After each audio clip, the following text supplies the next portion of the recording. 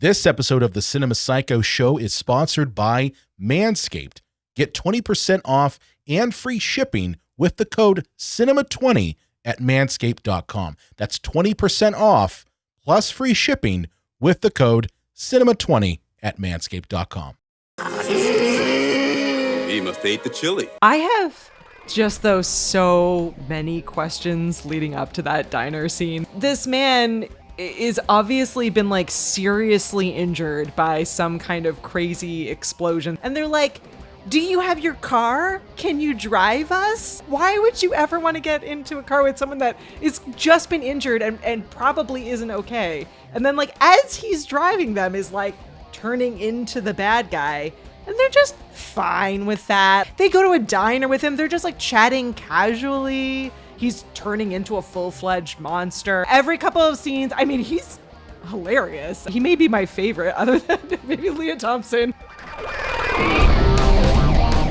Welcome to the Cinema Psycho Show, the madhouse for film freaks and film fans of all types. I'm your host, Brian Coddington, joined by fellow co-host and filmmaker, John Woolscroft. More like Howard the Fuck. Darkwing Fuck. Darkwing Fuck. Fucktails. Oh, shit. Yeah. After we talked about the birds last week, you had made mention, it kind of gave a little hint that, hey, we were going to be talking about, another fowl creature, literally waterfowl, and we're reviewing today Howard the Duck. But, John, we can't review Howard the Duck by ourselves. It's kind of hard. It's too complex. It's too complex. There's so many layers to this movie, between all the, duck jokes and duck puns and Jeffery Jones. So we decided to bring on a special guest. We have with us today Katie Fawkes. Is it Fawkes or is it Fawkes? It's Fawkes, yeah. It's Fawkes. Yeah, I pronounced it. From the VHS Club, another movie podcast, because why not? So we have two movie podcasts joined together, and we're going to talk about Howard the Duck Day. Katie, welcome to the podcast. Oh my gosh, thanks so much for having me for this absolutely just best movie ever. I'm just so excited. Oh my God, and not best movie ever. Thanks for being here for my favorite movie, guys. I was going to say. It's no Catwoman or TMNT 3 Turtles in Time, but yeah. But what could be? Oh yeah, seriously. I mean, yeah, no, man. I mean, how do you even? How do you start? Well, how do you Brian, start? Well, I guess you I start. have a very interesting way to start. Go ahead. How do you start, John? This is the first Marvel movie ever. This is it. I know this. Can we take a moment and think about how far Marvel has come since this first Marvel movie? Where we'll never complain about the future Daredevil Marvel movies. Yeah, Daredevil's got nothing on Howard the Duck. Well, and this is his first of 5 appearances, because I do believe Howard the Duck is in every Guardians of the Galaxy project, because James Gunn is like, tee-hee-hee. Yeah, I'm so clever. That's because he was from Troma. Okay, let's be honest here.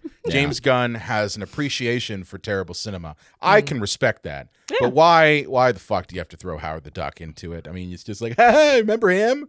Easter egg. Yeah. Easter egg, yeah. But this movie, one, I had to pay for it, which same. Me too. Even the streaming services don't want this, and when the streaming services don't want to hold on to it, like you would think, like as you said, John, first MCU film. That's what we're gonna call it. That's not on Disney. It's the beginning of the MCU. The MCU started with an anthropomorphic duck who had the hots for Lea Thompson. Yep. I don't blame him. Really. I don't. Yeah, can you blame him? I mean, no, really, I don't. I mean, what is it with movies and the idea that these writers assume that other creatures find human women hot? Yeah. Like or that human women would find a duck hot. I don't know. Lots of questions. In almost every Ninja Turtles version, whether it's the Michael Bay ones or the original one, like Michelangelo wants to rearrange April's guts. Yeah. Like, he wants that. Why is it less creepy though with the Ninja Turtles than it is with this movie? Like for some reason, doesn't even bug me at all with the Ninja Turtles. I think it's because they don't have feathers. No, I think it is. I think here's the reason why. April doesn't ever reciprocate. That's and it. in this movie, Lea Thompson is down for some quack attack. Yeah. Okay, she is totally down. Well, yeah, Brian. Halfway through the movie, it's Down kind to of quack. like they're kind of like glibly joking about having sex, but about near the third act, she says he's my boyfriend. Yeah. And at the end, she's like, "Not too." What's her pet name for him? Ducky. Ducky. She's like, Yeah. "Not too bad, Ducky." Yeah. And then it fades to black. I'm like, they had sex Yeah. that night. Yeah. That's that it. is We so figured it out. That is that's the why. difference right That's why. there. It's Now- so deeply unsaid. It'd be like Harry and the Hendersons lithgow just bending over. Come on, put it in. Yeah. Now, not only is it the first Marvel film, this is produced by George Lucas. So what makes me crack up about that?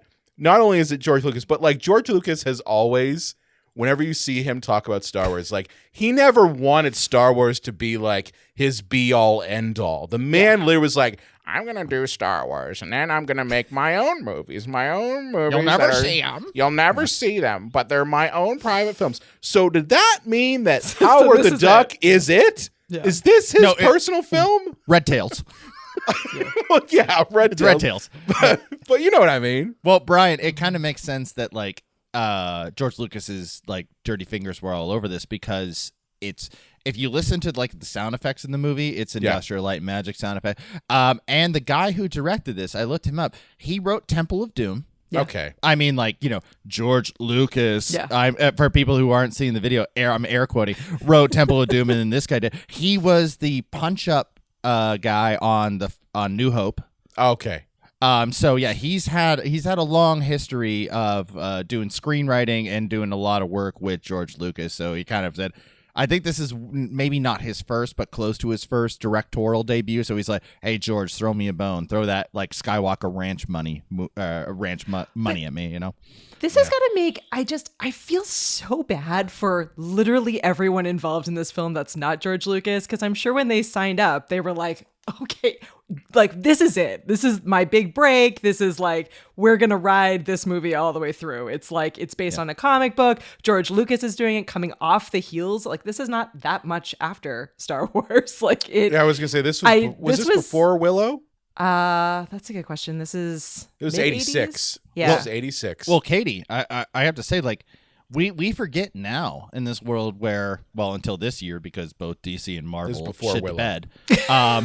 We used to get like 8 or 9 comic book movies a year. True. Like, yeah, there weren't comic book movies. Is that they were blacklisted this time because we had,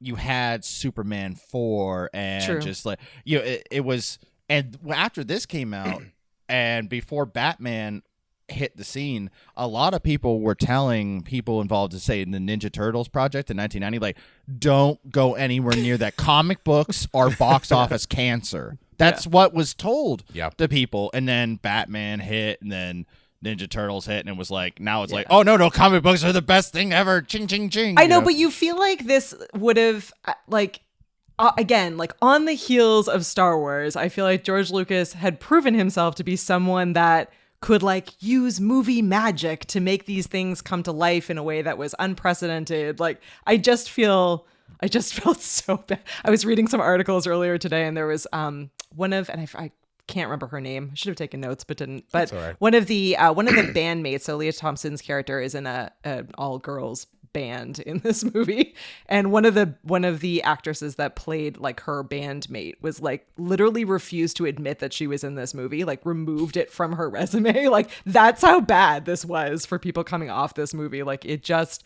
performed so badly. People lost their jobs at the studios. Oh my God. It was not good. But you could almost feel like, looking at the cast, the amount of the excitement that I imagine went into being like, I'm going to be in this movie. It's George Lucas. And just downhill so quickly.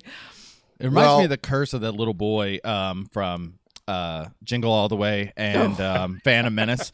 Yeah. I mean, on paper, this kid, he should be wearing gold-plated diapers, right? Like, you're going to be in a Christmas movie with Arnold, the biggest movie star in the world. Whoa, failure. You're going to be in the first Star Wars movie in like 25 years. Whoa, failure. Yep. Poor guy. But. Well, before we get into the meat and potatoes of this giant turd, Duck Turd.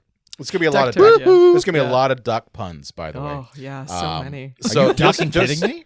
For the uninitiated who want to spare their eyeballs from having to watch this, here's the synopsis for Howard the Duck, courtesy of IMDb, because might as well. A sarcastic humanoid duck is pulled from his home world to Earth, where he must stop an alien invasion with the help of a nerdy scientist and struggling female rock singer. Mm-hmm. Nerdy scientist, Academy Award winner Tim Robbins. What? But what was he on in this movie? Because he was on the 80s, Katie. Bad. He's so bad. Like I think he's worse than Howard. I will go. Yeah. And I love him, but he is way worse than Howard in this movie. Yeah. I think most of the budget went to not actually making like Howard and everything. I think it was that they constantly had to replace the set because Tim wouldn't stop chewing on it. Yeah. Very true. But, it's interesting with George Lucas. Like, he does really seem like a petty man who does not like when other filmmakers are successful. Like, I remember him. He was so mad that he didn't think that Phantom Menace was going to be more successful than Titanic. The whole gladiator arena scene in Attack of the Clones is really him coming after Ridley Scott. I do think that this movie was his attempt to say, yeah, I'm Jim Henson too.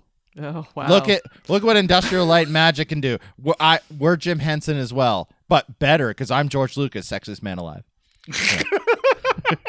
So then, on that note, I'm sort of happy that it really turned out this way. Yeah. I love Star Wars, but I'm kind of happy that this happened. John and I love Star Wars too. Like it's always got a free pass. Yeah. Except for Rise of Skywalker. We won't even talk about that. That's on an episode. Check our back catalog. Outside of like the books and comic books, and I'm talking just movies and TV shows. Like for me, it's just the first 3 and Mandalorian season 1. But the rest of it can eat my butt. Yeah. Yeah, I'm on board with that. That checks out. So was this everyone's first time watching Howard the Duck? I think it was. Not yours? No, John. No. Like I said, I saw it when I was 10, and I wasn't discerning enough at like 10 or 11, or when I saw it to say like this is a terrible movie. I just went, well, that was forgettable. Now I'm gonna watch wrestling VHSs. I didn't think much of it, and it wasn't until I went to rewatch it here that I'm like, oh no, this is a disaster. Katie, what about you? This was not your. This is your first time. So I would have sworn up and down up until this week that I had seen this. Like I was like, oh yeah, Howard the Duck. I had not, or I have completely blocked it out because I was watching it going like, wow, okay. I not only did I think I had was sure that I had seen it, but I was sure that I had liked it. Like I was like, oh yeah, we're doing the Howard the Duck episode, and then halfway through I was like, how much longer is left in this movie? Yeah, it was an adventure, a colorful adventure. That's a sad sign, isn't it? When like a movie is only so long, but it feels like you're watching I was the pausing Ten Commandments. I'm not even joking with you. I would pausing it and looking at the like the distance I had gone along the bottom. Like, you've got to be kidding me. There's half this movie left. How is it possible? Yeah. In 2008, when The Dark Knight came out, I remember when the credits rolled, I was like, oh, it's over already? And somebody's like, dude, that movie was like 3 hours. I'm like, it didn't feel like it. Yeah. But we've done some movies, some independent like schlock movies for this podcast where it's like the movie's 79 minutes and I'm like, oh my God, it'll never fucking end. They seem to all be made by Neil Breen. Yeah. That seems to be it. This was my first time watching this. I had seen clips of it in the series from the 2000s called I Love the 80s. Do you remember that one? Oh, that's why I thought they did 3 seasons of that show. They did 3 seasons. They did like show. the 90s and the 80s, and I think they did the 70s too. But like I remember during the 80s one that they referenced Howard the Duck, and like every personality, the Hal Sparkses and everything, they're like, oh yeah, it's a terrible fucking movie. Michael Ian Black. Yeah, Michael Ian Black, Hal Sparks, they're all the same people. They I think they're all that was the only 2 people who do those shows, and they're putting on like those silicone masks that make you look like a whole different person. Hey, don't shit on their paycheck, Brian. That's fine, whatever. But I'm just saying, like, that was my only experience with this movie because I was like, yeah, I don't ever have to watch that. And then this jerk over here says, hey, let's do Howard the Duck. And I'm like, oh, okay. Brian, I want to point out that you invented Pantheon of Utter Shit. I did. And I was like, oh, well, I have tons of turds to hand to you. And then you get do mad provide when many I hand a turd. you poop.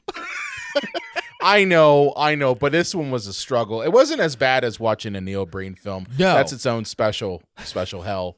No, I mean, outside of this movie being so ridiculous and bizarre, yeah, it's not a disaster. Like, it's not like, because there's two types of disasters. There is the no money, like Neil Breen thing where you're like, how could this person make it? But then there's disasters like, say, like Catwoman, with Halle Berry, like what I call the big budget disasters. Yeah. I wouldn't say that this is Catwoman in any way, but it's still kind of just baffling and odd. Like, and why do you make a movie out of Howard the Duck? This seems not quite the same thing as like Fritz the Cat, but it really does seem kind of like an ironic character, yes. Like an ironic comic book. Like, who was at what studio going, we need to make a big budgeted movie of the wisecracking duck from Duck World? Yeah. Can we talk a bit about Duck World?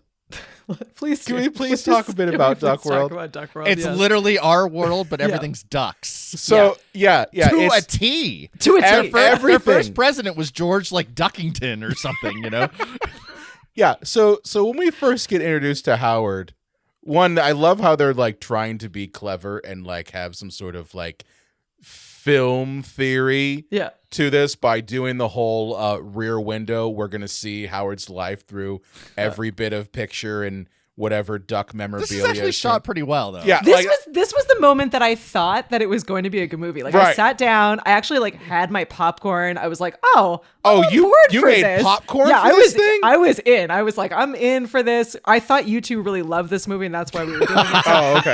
I was devoted for you, but I sat down and it was going through that scene, and I was laughing at like the splash dance, like duck leaning back with the water, and I was like, this is super clever. And then it just went like immediately downhill after that. Katie, this is the only thing that got me past my mom dying. Why are you laughing? I know, right? That was my fear. Honestly, I'm not even joking. I was like, oh my God, they're gonna.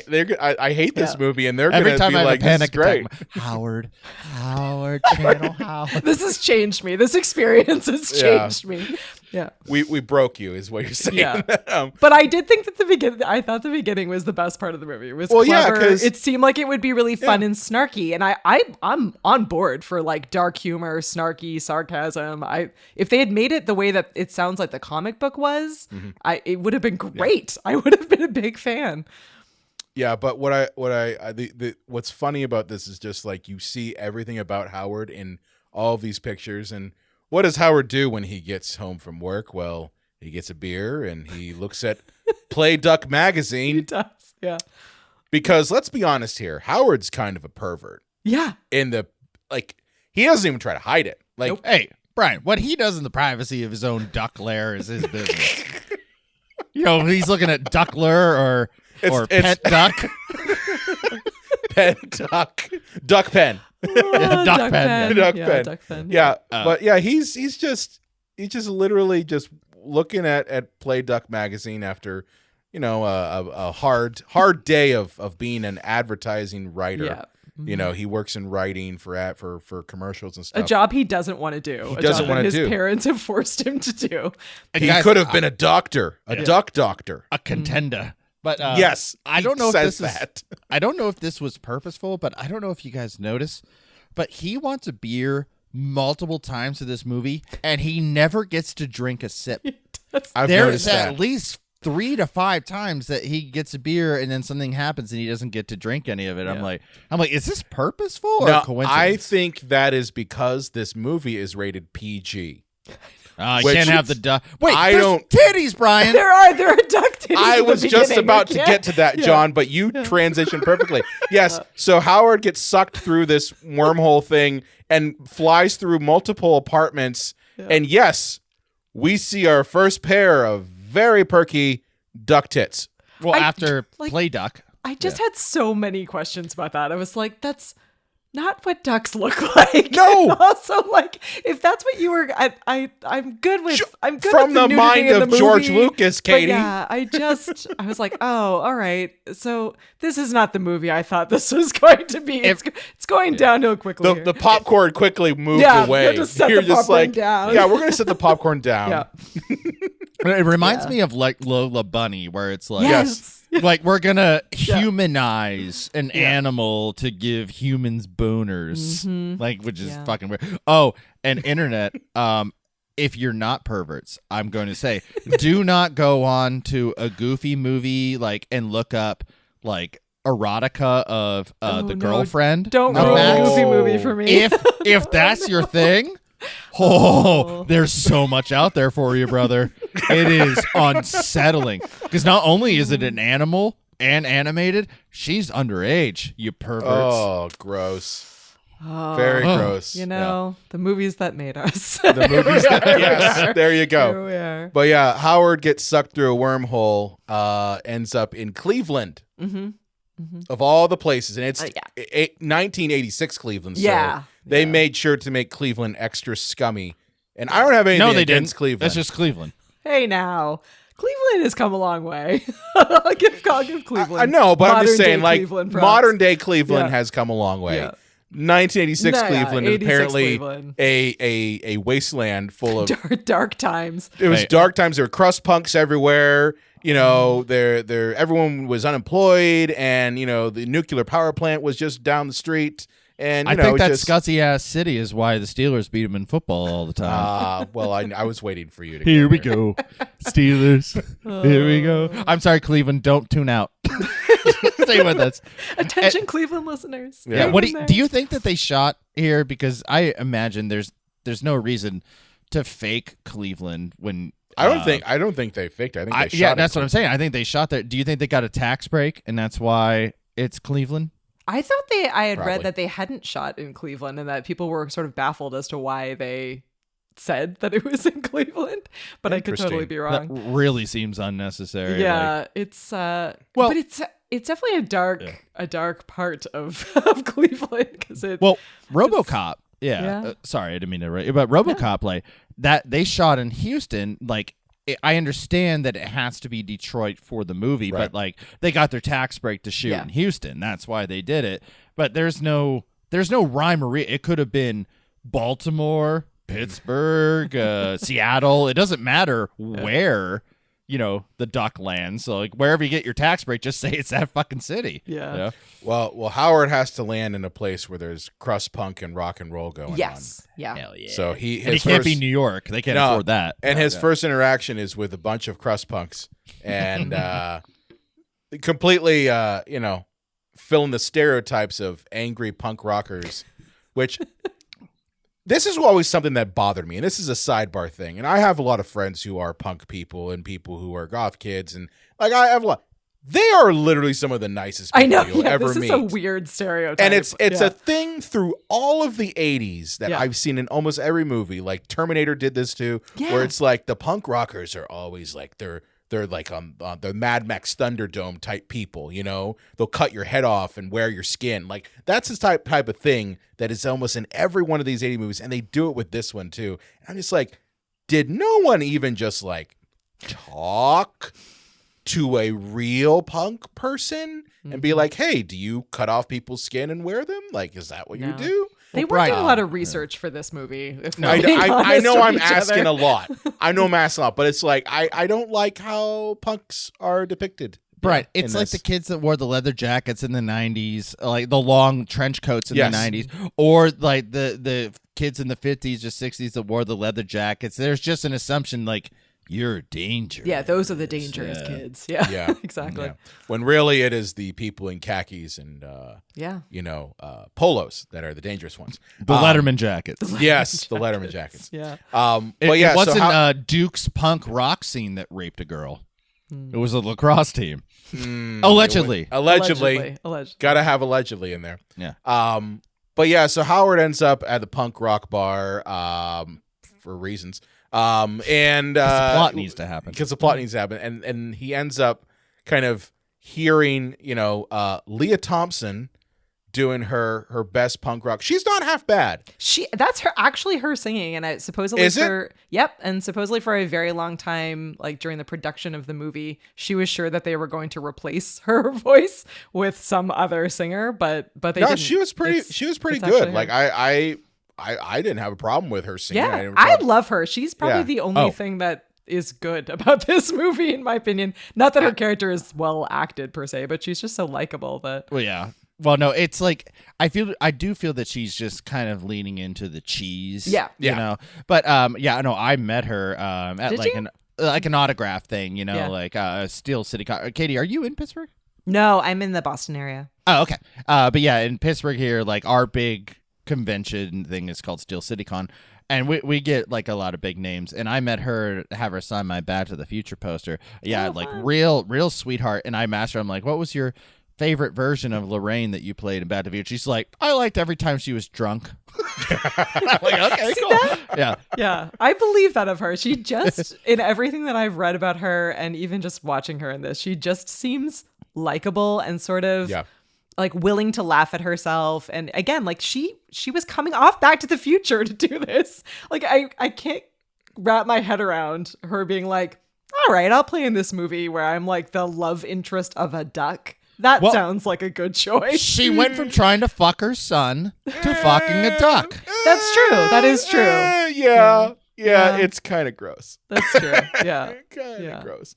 Good point, actually. The two gross characters back to back. Maybe there's something wrong with her. 2 years back to back, you just like, Michael J. Fox and then a duck. But yeah. So she is a struggling musician with her all-girl band, Cherry Bomb. Yep. And first interaction with Howard is that Howard basically is able to prevent a sexual assault from happening. He saves her because he's a superhero. Well, hey, remember, Katie, Marvel. He is a master of quack fu. He is. Yep. It's told to us multiple times that quack fu is a thing and that Howard is a master of it. The duck puns and jokes in this movie are every 3 seconds. Whoever wrote Batman and Robin with all the ice puns clearly wrote this. But this movie is rated. No, I know this is this is post PG-13. Yeah, this movie is rated PG, but there are duck titties. There is suggested like sexual assault, drinking. There's and it's just like I don't know how this movie didn't get a PG-13. I kept saying that to my wife while I was watching. Yeah, but even the 80s, I'm like, what ratings board was just like, you know what, condom in the wallet. But what was inferring that? I have a problem with that, by the way. You don't take it out of the wrapper, like Howard. Why was it out of the that condom is now worthless. It's probably busted.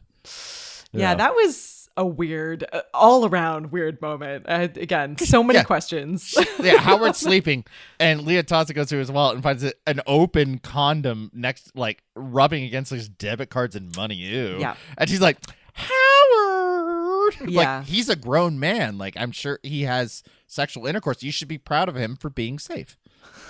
Well, as I said, although Howard probably is a concerned pervert. As to why it's just open in his wallet. Exactly. Is it used? Yeah, there's some follow-up. He wants questions. to always be prepared. Yeah, that's what it is. We're already realizing that Howard is a little bit of a pervert with his Play Duck magazine and probably spying on his duck neighbor as she's bathing. We don't know. We don't know what his life's like, but so Howard prevents a sexual assault. That's how they become buddies.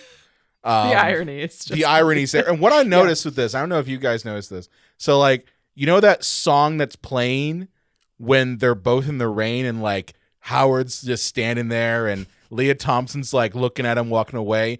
That same song comes back later in the movie, and it's the song that Lea Thompson's playing. Oh no, I didn't notice that. Yeah, it's so cheesy. It's just like two people in the rain looking at who's your best buddy, and I'm like, is this very Lynchian? Yeah, yes, it's very Lynchian. It's like Twin Peaks season 3, like how there's always that song at the end. Yes, but there's only like 3 songs in this whole film. There really are. Howard, the duck. I'm really troubled by how many people just absolutely roll with Howard's existence. Yeah, they're like shocked, but then immediately fine. They're like, Yeah. oh my goodness, well, it's a duck. No, it'll be It's fine. Yeah, it's going to be fine. No, there's an answer more as a duck. Only one time did somebody try to explain it away. Like they went to like a diner and the waitress is like, "Well, your son's like costume is really good, and he's really dedicated to the character, like Osimo in South Park, you know." Like, and it's just like I'm like, oh, okay. At least this person's trying to rationalize it away. Like, I have just those so many questions leading up to that diner scene. hey, that's my trademark. That's his trademark. That's his other YouTube channel. I have so many. This man is obviously been like seriously injured by some kind of crazy explosion. Things have gone really wrong. And they're like, do you have your car? Can you drive us? It's like, what? What? Like, why would you ever want to get into a car with someone that is just been injured and probably isn't okay? And then like, as he's driving them is like turning into the bad guy. Yes. And they're just fine with that. Like that's okay. They go to a diner with him. They're just like chatting casually. He's turning into a full-fledged monster. And they every couple scenes he's every couple of full-fledged scenes. I mean, he's hilarious, and he may be my favorite, other than maybe Lea Thompson and his character are in a tie for me. But that whole like lead up to that scene and the interactions with the waitress, I'm just like, what is happening right now? How is this? Yeah. What is his name? Jeffery Jones. He plays Walter Jennings. Yeah, and he's Doctor. in Ferris Bueller, right? He's Yes, he is. Beetlejuice. Yeah. Yeah. I'm just like, Beetlejuice. Yeah. it's so heartbreaking when I found out that he was a deviant sex pervert because like I didn't want to know. I'm just like he is so talented and so funny, and then I found out like, oh no, he's like into like kitty porn and stuff, and I'm like, damn it, Jeff, son of a bitch. Yeah, it's real hard watching older movies and reviewing older movies because inevitably you find out that almost everyone is a monster to some level. Yeah. Oh, man. It's brutal. Oh, yeah. Well, There's no book published before 1950 that the author isn't a piece of crap. True. Well, no, I'm sorry. The male authors are pieces of crap. None of the women. So No, they're fine. They're fine, yeah. hey, fellas, quick heads up from the grooming front lines. Shaving your jewels doesn't have to be risky business anymore. Thanks to our friends over at Manscaped and their Lawnmower 5.0, I got one right here, you can forget about nicking your bits. This trimmer is all about keeping things smooth and safe. So you can trim with confidence. Head over to manscaped.com and snag 20% off plus free shipping with the code CINEMA20. With Manscaped, it's easy grooming and no surprises. John, we've known each other for a long time, right? Mm-hmm. Have you ever sliced your balls? Oh, all the time. I've got very sensitive nads. Let me just Sensitive put it that way. nads? I try not to go down there too much because my balls end up looking like everybody who wasn't Harrison Ford in Witness. You know, just Amish nuts all the time. I mean, for me, I have had problems where I literally have sliced down there and it looks like a horror show. You know, and I don't want people's balls to look like a Cinnabites plaything. So we know that dudes get a little heebie-jeebies when it comes to going down there. And if you want to get a close shave, honestly, this guy right here, the Lawnmower 5.0, can do it for you. This 5th generation trimmer features 2 interchangeable next-gen skin-safe blade heads, a standard one for taking a little bit off the top. All right, John's got one right there. And a new foil blade to go smooth wherever your heart desires. I use this one right here because I want to go smooth. With dual LED spotlights, you'll achieve better visibility, making every trim more precise and hassle-free. You could even shave your balls in complete darkness now if you really wanted to, thanks to the LED light. Although I really don't recommend it, but you could. He's right. Worried you'll make a mess? This bad boy is also waterproof. You can shave in the shower, in the bath, or in the ocean. I don't know why you would shave in the ocean, but guess what? You can. I love this thing because it does come in a compact case, making it really great for travel. Trust me, this trimmer will be your crown jewel's best buddy. Brian, let me ask you something. Sure. Listeners to our podcast, or even viewers now, can they get some kind of special deal? Oh, they can. You can get 20% off and free shipping with the code CINEMA20 at manscaped.com. That's 20% off plus free shipping with the code CINEMA20 at manscaped.com. Show your balls some love and feel free as a dove. Now, one of the, I don't know how we go through all this plot here, but There's no plot. There's no plot. Brian, right? He shows up, he befriends a woman, but there's that a lot kind of into him.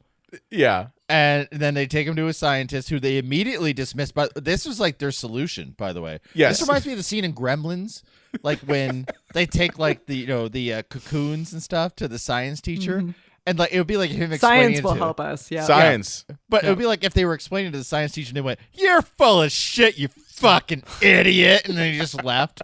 It's like, no, there's a reason you went to this guy, and they dismiss him immediately. Yeah. And then eventually. There's shenanigans, and then Tim Robbins, Academy Award winner, takes a feather from him, and they find out that it was through some portal, and then we find the portal, and then Jeffrey Jones gets possessed, and then they had to stop Jeffrey Jones from bringing in more possessed people on the planet. That's a movie. Does this feel like two separate movies to you, though? Because I feel like the first half of the movie is just like a love story between a duck and a human. Yes. And like it goes on for much longer than you would anticipate before there's any story whatsoever other than the love story. And then it switches real quick into this completely different story where there are mad scientists and other aliens and none of that is explained at all. Like there's you don't find out like why he got to Earth or like how he may get back. I guess he just never does get back. There's so many spoiler. Yeah. No, but it reminds me of like early Simpsons where like there's like 3 or 4 random gags that don't really have anything to do with the overall plot that eventually leads to the inevitable plot. So I feel like it's a series of gags until we get to the point where the feathers match and then like the actual narrative really starts. Yeah. Until then, it's just like, what would happen if a duck existed in the city? And then there's some really ridiculous gags in this. Like, obviously Howard has to find a job. Sure, yeah. So he goes to the unemployment office and again stares at the unemployment officer's like ass. Yeah. Because he's a pervert, and gets a job working at a bathhouse. Mm-hmm. Sure. Yeah. Cleveland's filled with them. So. Cleveland, 1986, apparently was filled with a lot of bathhouses that had lava pits. Mm-hmm. Did you get that? Where like there's a mud. I think it's supposed to be like a mud pit. Yeah, I know that. I know that. I get that. But it's not a spa. Let's be honest here. That's not a spa. No. That's where people are hooking up. Okay. You know how I know that? Because the movie has that happening as the duck is pushing towels everywhere. PG. Yeah, totally fine for kids. And I still do not get how this movie is PG with things like that. She's like, there's a guy grabbing a titty. Like, I mean, you don't see the titty, and she's like rubbing his dick, and it's like, PG, everybody bring the whole family. But I feel like that is, and I can't remember, do either of you remember off the top of your head what Goonies is rated? Because we redid. PG. I think. Oh, yeah. I think So it's PG. I rewatched Goonies recently, and with my kids, who are 9 and 12, and I started the movie, and within the first 10 minutes of that movie, you're like, wow, this is PG, huh? Because I need to turn this off. Like, my kids are asking a lot of questions. There's like dick jokes, there's drug references, there's like all the stuff. And I have no memory of that from when I originally watched it as a kid. But apparently it's all in there, and it's again. I think that totally is fine for kids. It's like a kid PG. movie. It was PG. Yeah, we were tougher back then. Yeah, that would never fly today. Like if a modern day parent like popped that in and expected that to be PG, they would be horrified. I think part of that is because John. I think we've mentioned this a couple of times that Temple of Doom was the first PG-13 movie, right? No. It wasn't the first. It was that movie and Gremlins introduced the idea of a PG-13 rating. Yeah. So what that means is 83.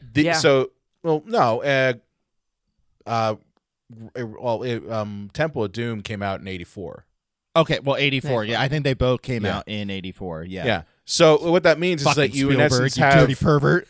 Right, but what I'm saying is Howard the Duck comes out in 86. You have other movies like Goonies that came out in I think 85. So, the intervening years before PG-13 really became a thing is kind of like the PG. Wild West, right? Yeah. So it's like, well, there's no gratuitous nudity, So might as well, There's not just two make F words or a pecker? Yeah. Make it a PG. Make it a PG. So like, I think that's part of the reason why, honestly, nowadays, if they tried to make Howard the Duck and put all these jokes in, that would be a hard R. Oh, yeah. Like right off the bat, I could be like, this is an R. But I think back then, because that PG-13 standard was either relatively new or just hadn't been introduced yet, it was like, well, we got PG and we got R. That's it. Those are the choices. Those are the choices. But yeah, go ahead, John. Sorry. Yeah. Speaking of Howard the Duck, like, the actual character, so not the movie. Like, can we talk about how, like, he was hiding himself, or people that saw him before he was hiding himself, or you would assume we're all like on drugs and didn't think much of it. But he saves Lea Thompson, and she was like, understandably, like in screenwriting sense, like, oh, I'm weirded out by you, but I need to get over it right away because the screenplay needs me to. Mm-hmm. And then she like sneaks him in a bag to Tim Robbins, the scientist. But then after that, he just fucking rolls in society, and everyone just deals with it. Everyone just accepts it, because there's one point where a detective is like, yeah, strip this young child and find the zipper of this duck outfit, and they go, sir, there's no thing, and it has a butthole and dick, and he goes, oh, it's actually a real humanoid duck with arms that can talk. Okay, I'll just fucking live with it. So many people just live with the existence of Howard. It's mind-boggling. They go to a science place where a humanoid duck is walking around, and I know that there's a lot of things going on, like there's explosions and a lot of issues in this place, but nobody goes, holy fucking tit fuck shit! Look at no, they're fine. They're fine. Everyone with his is fine. Existence. Yep. Yeah. The most crazy is actually where he goes to get the job, and the woman is like talking with him, and she's like, I'm no nonsense. And you're like, do you not notice that this is a duck? Like, wait, what is happening? I don't know what's more upsetting, the fact that it's like a humanoid duck, or he's like trying to disguise himself. Like the turtles when they wore their trench coats and hats. Yeah. Like, I don't think the glasses are hiding the giant bill coming out of his face. What's weird about it too is because I think it's in that scene where he says that he basically like robbed like a children's clothing store to get. He robbed a children's clothes, Goodwill, right? Yeah, but then he has like other clothes later that are clearly like not children clothes. Yeah, where did you get that robe? Where are you getting all of these clothes? He's got like multiple outfits. And he ends up having like a really nice tailored suit at the end when he's the manager. It's like, where did you get that? I don't think they had that at the children's Goodwill. They went to Barney's. He went to Barney's. Yeah. He had money at that point. He's rolling in that duck. He's rolling in the duck money. Yeah. But no, see, well, Brian and Katie, like, he has to wear clothing because you can't see a duck penis, because that would be inexcusable. But duck titties. No, I still don't get. And we know the duck penis is there because there's a duck condom. So then, like we know that. I mean, we've mentioned this before. I think it's worth mentioning the very bizarre scene that's kind of implied. Cause they were being coquettishly silly. I think. Okay. Is that it? Yeah, just some silliness. It's not silly. Well, because he says, "Oh, I was joking. Like you're kind of raping me now," and she goes, "I was joking too." Yeah, it's uncomfortable on about 7 different levels. It is because extremely uncomfortable. It's very rapey, but it's rapey from her to towards him, and that makes it worse somehow. And you would expect that from him, but you wouldn't really. I had a lot of. I was just watching that. I'm just going like, is this really happening in a PG? Like, I'm like, is this what kind of movie did I spend the $4 on YouTube for? Like that was my thing. I was just like, is this the type of film that George Lucas and the first Marvel film we're making?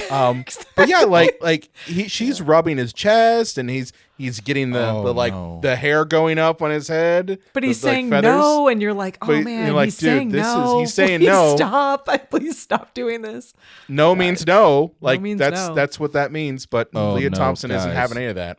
With this scene, I just found out that duck penises can be over 17 inches long, and they corkscrew up another duck. I had heard that.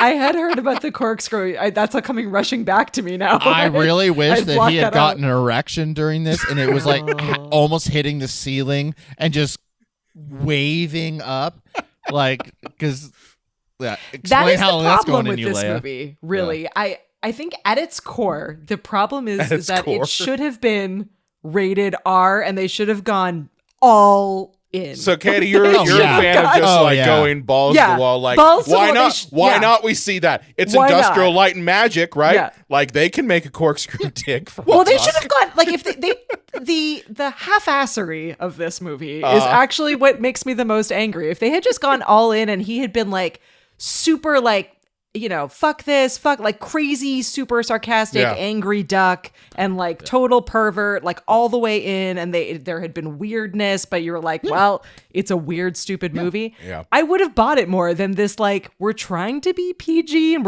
and he's like mean, but like not fully mean, and it's just weird, but not funny enough to be dark. Like it doesn't cross enough lines to be good. It's kind of like, like Fritz the Cat or Deadpool, like lean into it. Lean into it. Yeah. From what because I've never once ever read a Howard the Duck comic in my life. But in my research for it, he's apparently a lot more like saucy. They toned down. Yeah. Yeah, and they toned it down. It reminds me of like The Mask.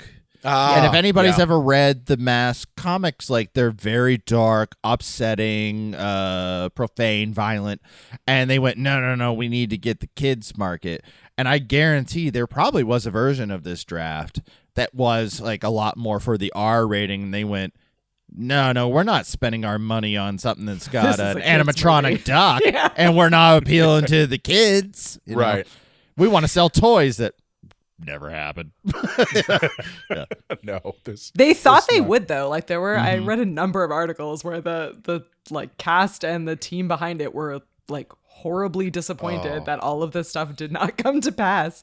Oh, they probably all got underpaid in hopes of getting like a back end deal, but there was no merch for a back end deal. Well, I mean, this is a George Lucas production, so that man is always looking at the merchandise.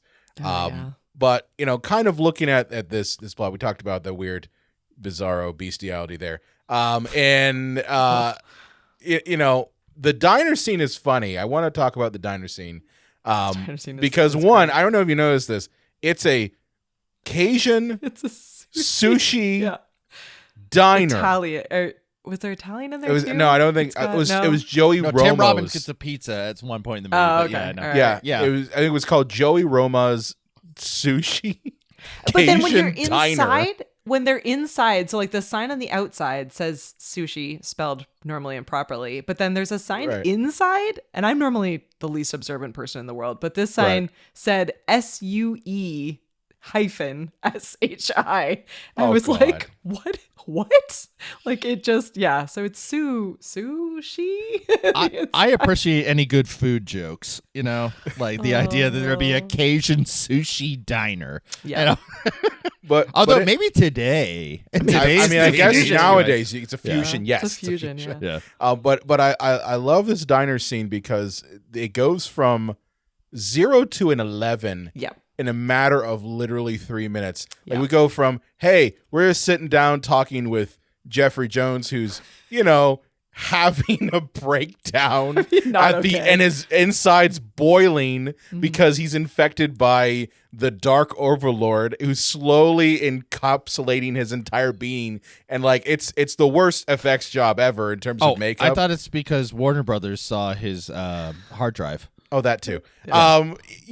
We've had a couple. We have a couple of those jokes in there, John, already. But yeah, like he's slowly turning into the monster. Well, he already is. It goes from that conversation to Howard freaked out because he's given eggs. Yeah. Yep. It's like, I don't eat my own kind. It's understandable. Yeah.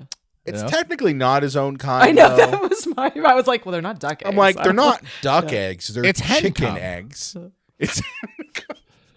I mean, okay. So, Brad, if you were shot into Howard's universe and somebody, like, let's say, fed you chimpanzee face, you're not technically you. But you might be like, I don't want to eat. How well seasoned is the chimpanzee face? Are we talking just boiled, or are we talking like ceviche? Ceviche. They cooked it in a little bit of lime. Okay. There's no seasoning in there at all. It's 8-faced tartare. He doesn't want to eat anyway. All he wants is his beer, which he just wants beer. He never gets. He never gets the beer the whole time. But yeah, that scene goes from 0 to 11 because in that conversation, Jeffrey Jones is freaking out, turned into a monster, while at the same time, Howard's picking a fight with hillbilly truckers are at the sushi Cajun food diner. Sure. And then, of course, that causes disruption where everyone in the diner wants to kill Howard and eat him. Yep. I mean, fights apparently happen at this diner all the time, though. That's what the waitress says. You're right. But she's like, it's fine. That leads my question. Does that mean everyone gets eaten? Is it a cannibalism diner? Is that what ends up happening? This is so prevalent in these 80s movies where, like, the bourgeois of Hollywood, the rich, coastal people assume that, like, there's hillbillies trying to start fights everywhere you do. They got 3 teeth and they go, hey, that's sometimes and it's like, man, entertain me. And they go, hey, I'm just trying to enjoy my meal. Well, I reckon you're some kind of college boy.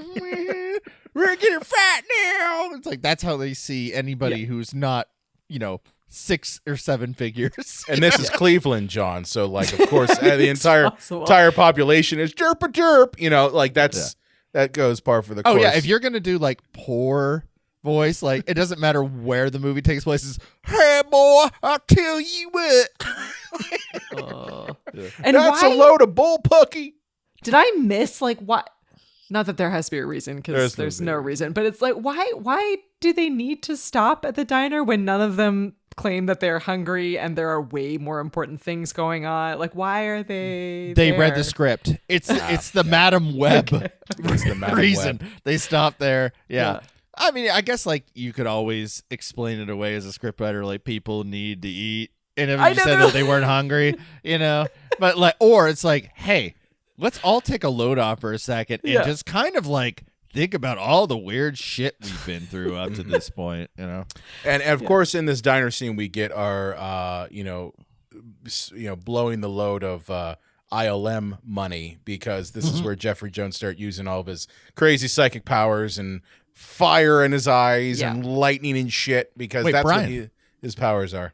Did you just say Jeffrey Jones blew his load? I know, Was he watching Shirley Temple videos? I was waiting for that. That was a good setup. That was really good. I didn't plan that. I was sad though that like there was a level of me that as they were driving and he was like going back and forth between his normal voice and like becoming the bad guy voice. Sounds like this. I was like, maybe we're gonna go through this movie where he's just looks the same, but he's crazy, and that would actually be much better. There's like much scarier and weird if it's just he just. You mean like if totally he pulled a Gollum? Yeah. Yeah, that would have been funny. Because that's what like it was leading towards, and it was kind of like creepy and cool and sort of fun. And then then they were like, no, actually, we're gonna make him look completely different. Oh no, he has to turn into Judge Doom from Frame Roger Rabbit. He does. Yeah. But yeah, of course, making this whole thing confusing as all hell is the Jeffrey Jones saves Howard. Yeah. I still don't know why. Like Jekyll and Hyde, maybe. No, I have zero idea why. Because it's like, well, the Howard's like, please save me. It's like, this guy's the villain. This isn't the Batman and Joker where they need each other. This guy doesn't give a shit about you. But he's the villain. Maybe he's kind of like hoping for like a Harvey Dent kind of thing. I don't even think like Harvey's still in there, No, I don't think he's in there. But yeah, they're not even really good friends, though. They're not. Like even when there was no bad guy before. They've only known each other for maybe 2 hours? Yeah. That's the crazy thing, is that the stories are actually completely unrelated. Like if Howard is just accidentally there and trying to get back, and meanwhile other aliens that we know nothing about are trying to attack the Earth.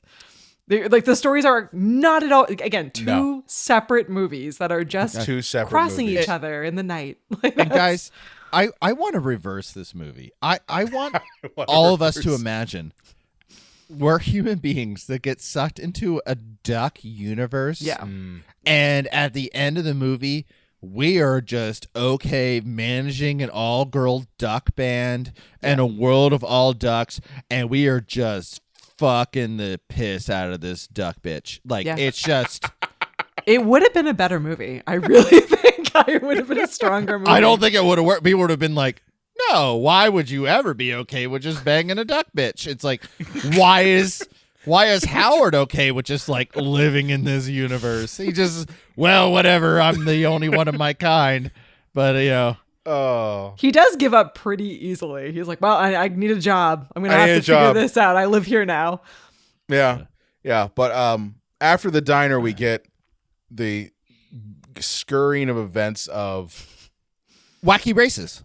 It is absolutely wacky races. Yeah. Howard and Phil, which doesn't Howard come up with like a weird nickname for Phil, like Philly? Philly, yeah, which that just came about for no reason. Like Howard's the kind of guy that gives nicknames. He kind of reminds me of W. Like yeah. You're doing a hell of a job, Philly. Yeah, but like you've got Howard and Phil who are in an experimental aircraft that just somehow this scene showed never up. Fucking ends. It doesn't. That was the like pausing. I paused it too so many times. I'm like, wow, we got another 25 minutes, huh? I started this yesterday. Yeah, I started this yesterday, and it got to about this part, and I turned it off. And then I start today. I'm like, this is half the fucking runtime. Yeah. It is. Yeah. Where it's like Tailspin meets like the Zucker brothers. Yeah. Yeah.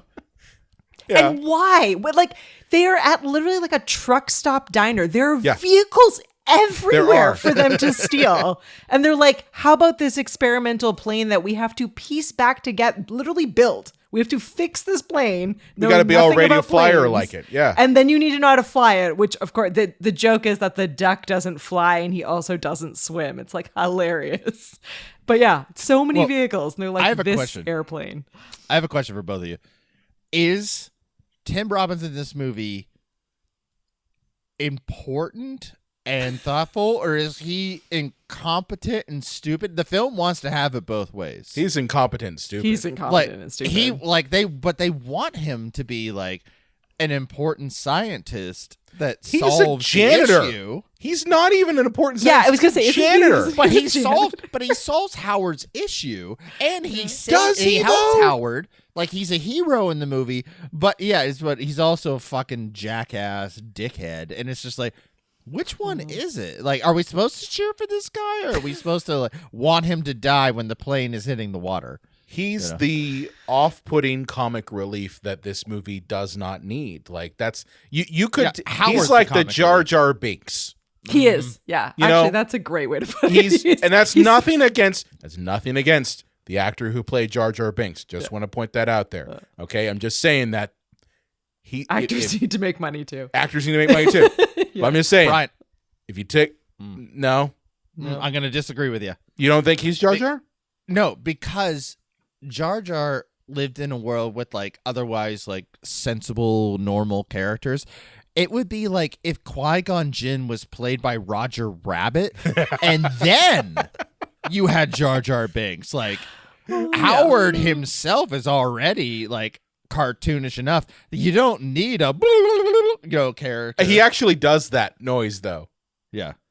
Doesn't he do that? Like he comes in and he goes kind of like you actually don't need him at all. I don't think you need him. Or you don't need Jeffrey's character and Phil could have become the bad. Like there don't need to be two scientists. There could just be one scientist. That right there, Katie, would have been an interesting thing. What if Phil became the villain? Yeah. And Phil became infected by the monster. Yeah. Then it becomes a whole thing of like, well, Lea Thompson is friends with Phil. Yeah. Phil is dating someone in her girl band. Yeah. So like, and like he was a friend and now he's not. So like you've just invented a far better movie than what we got. Yeah, because we do need Tim Robbins because he is the catalyst of in terms of screenwriting, the end of the second to third act.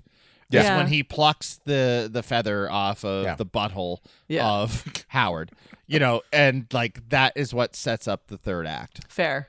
The never-ending third act. Never-ending third act. Long first act. Never-ending third act. It really doesn't end because like after the wacky races, there's a trip to the nuclear power plant where Jeffrey Jones has to power up. Yeah, he just walks in and out of that. No problem. No security. They're fine with him being crazy. Like, they're good. They're just like, hey, you look like you have an honest face. Yeah. As you're rotting from the inside out. But hey, come on in to the nuclear power plant. It's Ohio. We don't care. And no security. No security. Yeah. And then of course ends up back at Dynatech, to create use they just go on like a full circle away from it. It's a giant circle. Back to it. And why does he have to have Lea Thompson with it? Because that is it goes from I know that they explain it, but they don't really, because in the end she actually serves no purpose because they foil everything. Yes. Like it goes from them just sort of being like awkward diner moment to him being like, actually I'm going to kidnap you, and then being like, well, now it's serious. It's the Man of Steel explanation. It's like, we want Lois Lane to come on aboard Zod's ship. Why? Because movie. Yeah, exactly. I thought for a moment that at the very end I was like, well, maybe there'll be this crazy hijinksy moment where she's somehow been impregnated with the other aliens, nope, it just ends. And you're like, oh, okay. No, I think at the end of the movie, Lea Thompson lays an egg. I think that would have been great. Gonna be what happens, and that's horror ending of her screaming, and you see blood on her inner thigh as an egg pops out of her. It's like, well, this is what happens when you raped a duck. I know, because it's gotta have the 80s more. It needs to be like a life lesson at the end. Exactly this is why we don't sleep with ducks. Yeah. No, he should have worn the condom. In his wallet. Oh. Wrapping up this movie, the ending is basically. Speaking of wrapping up, Howard should have done the same thing. Yeah. Well, we have a fake out death, because it's the 80s. You got to have that. So Howard blasts Jeffrey Jones out of the demon monster thing, and then uses the same blaster to blast him afterwards. So it's that's how he's dead, and. Then we get some sweet stop motion. We get some. Oh well, you know what? That I was wondering if that was a Phil Tippett stop motion thing, because it looked very much like RoboCop 2, like the Kane robot. Kane, let's step outside. Yeah. I didn't look that good. But it had that. It had the same motion. Of course, me being a VFX person, I immediately was like, did no one think to match the black levels of the background with the stop motion? Brian's like, pause. I didn't have to pause, Katie. I just had to watch. I didn't have to even enhance. I just had to look and see this thing that was washed out against a black, very contrasty background. Yes, am I splitting hairs? Absolutely, but I didn't care at this point. I was already like an hour and 40 minutes in on a movie that should have only been 70 minutes long. I wanted to know so much more about that alien race. I was like, I just the Dark Overlords, Katie. That's all you need to know. No, the movie. You mean the alien? You mean when they send 75 pages in and went, oh shit, we don't have an arc or a villain. Yeah. Wiggity, alien came through the portal. Yeah. That moment. Well, no, the moment where they were brought to life and they were kind of like fuzzy scorpion-y things with evil Ewok scorpion vibes. And I was like, oh, I want to know what their planet looks like. Why are they here? Why did they cause the connection with the duck world? We would have gotten that answer. We would have gotten that answer in Howard the Duck 2 through 9. We just didn't get it. The Marvel universe would have looked drastically different. The Marvel Cinematic Universe. Yeah. Forget Iron Man and Hulk. No. Start with Howard. Yeah. Start with Howard. End of this movie is basically a dance number and rock concert with Howard the Duck and Howard's, realized his dream of being a manager for Lea Thompson's His dream band. was to make his own music. Well, now he kind of is. He's making money off of their music. Yeah. Oh, it's kind of like, like Yay, Phil capitalism. Tippett, it's like I'm like a record executive, but I kind of have final cut on say your music kind of thing. Yeah. Oh, you mean like Phil Spector? Phil Spector, not Phil That's Tippett. it. Yeah, No, yeah, Phil yeah, Tippett's a stop motion Phil guy. Spector. Phil Spector. Yeah. Yeah. Is that the but guy that like killed his bitch? Yeah. Yeah. I think so. Oh, Yes. okay. Yeah, I think he was the one who went to jail for murder. That's from the True Crime podcast. We can't cross over. You can't cross the streams, John. Okay, like that's how it works. You said crossing the streams was bad. Yeah, but that's fucking Howard the Duck, man. We did it. We did it. We survived. Now, Katie, you got to hang out with us. Tell us about the VHS Club. Oh my gosh. So the VHS Club is a movie podcast where we only review movies from the 80s, 90s, and today. And today obviously means the early 2000s because that's where we're living right now. Absolutely right, yeah. And it's pretty similar to your vibe, actually. I hosted with my best friend who grew up across the street from me, and we both lived growing up watching movies and hanging out at Blockbuster and spending all of our time kind of engrossed in these worlds. And so we're rewatching, but also every week we take recommendations from our club that we call the Tater Tots. We review every movie on a scale of 1 to 5 Christian taters, which are potatoes with Christian Slater's face on them. So that's our gimmick. And it turns out that there was something like 45,000 movies that came out just in the 90s. So we're on track for this podcast to end. Wait, never. Katie, are you saying it's a Slater Raider? It's a Oh, yes. Yes. It that actually started as this ridiculous joke because Nat and I have this, we've known each other since 3rd grade, and we've had this this game where we are constantly trying to one-up each other on birthday and Christmas gifts. And it's gotten really hard because it's been years. But a couple of years ago, I found out you could ship a potato, like an actual potato, in the mail to someone, and you can put anything you want on it. They like print it with pictures or words or whatever. And Nat loves Christian Slater. And so I was like, oh my goodness, this could be. And in my mind, I was like, Spud Slater. That sounded clever to me. So I put his face on it, 80s Christian Slater, and I mailed it to her. And she opened it and like died, and I won that year. Did they like put pictures of Christian Slater on the potato? Yes, they will put anything you want on a potato. So they'll like laser print it, or yeah, I guess it's the weirdest thing. It's like printed on the potato, and wait. Potatoes last for a really long time. So you could put like the Manson murders on a potato. And they mail did it? not. At no point were they like, "Ma'am, where did you get this photo of Christian Slater?" They were like, got it. No problem. We'll ship that to your friend. Well, they didn't. I will say this. Walmart will put "fuck you, bitch" on a cake because that was the birthday cake I got from my mother. There you go. Well, you can get her a potato if you want with the same story written on it. Yeah. So that became kind of our emblem for the show. We were like, oh, we should do this show where we just get to hang out and talk about the movies we love and rewatch a bunch of them instead of watching everything that's on TV now. So the show was born out of that, and our rating system is now potatoes as a result of that, which makes it fun. I got one for you. Yeah. Okay. You ready for this? Stay tuned with John Ritter. Oh, that's a good one. I don't have that one on my list yet. All right. That's all right. Check that one out. Also, That's a Wooly exclusive. Also, a Jeffrey Jones film.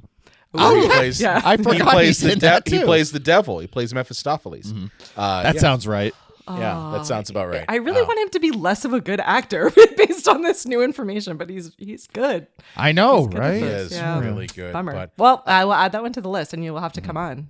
now, Hell yeah. the I VHS love that Club. movie. Now, VHS Club is unique in that you guys do your thing live. We do a live recording in front of our live studio audience on YouTube most Thursday nights at 9 p.m. Eastern.